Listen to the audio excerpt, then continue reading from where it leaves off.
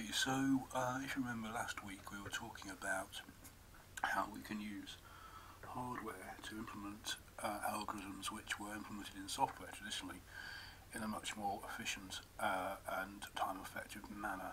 And I thought this might be an interesting example of that type of idea, because we have here an implementation of AES encryption standard in hardware, and it's basically a pipelined implementation of the software algorithm.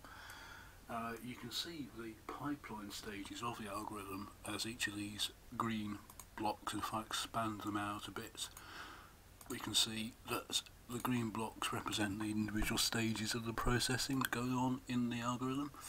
Now, normally in the software you would pass your data to an algorithm which implements the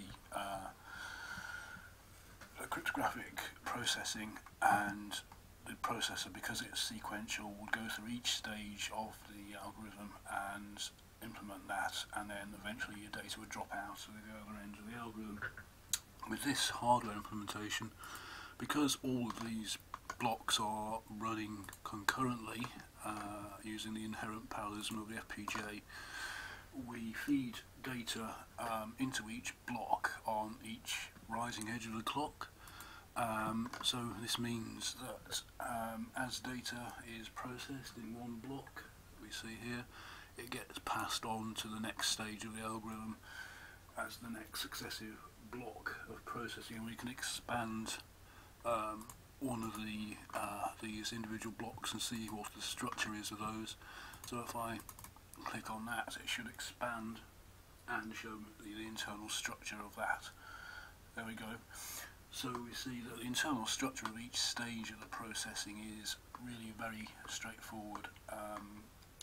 In this case it's S boxes doing some byte swapping.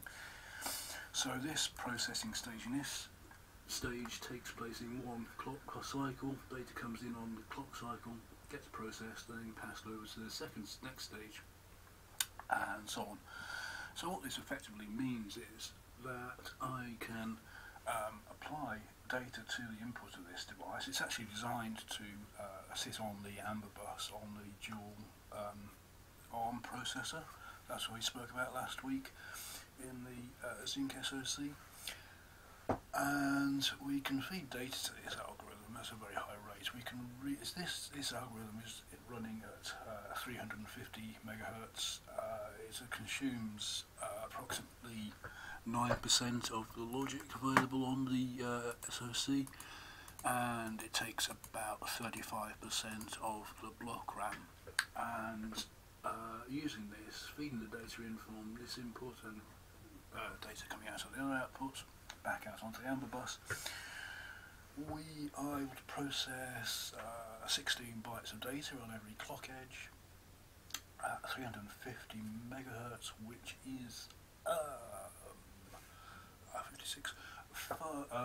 5,600 megabytes per second of encrypted data, which you would seriously struggle to do in software without a serious amount of processing power. And so that is really this is quite a good illustration, I think, of the advantage of how using the hardware to unroll the pipelines, unroll all the loops in the software, and implement the software in hardware. So hopefully that sort of explains why we do that. Okay, so that's a pretty good example, I think, of how to implement encryption in hardware without shouting, "I went to Cambridge." Okay, bye.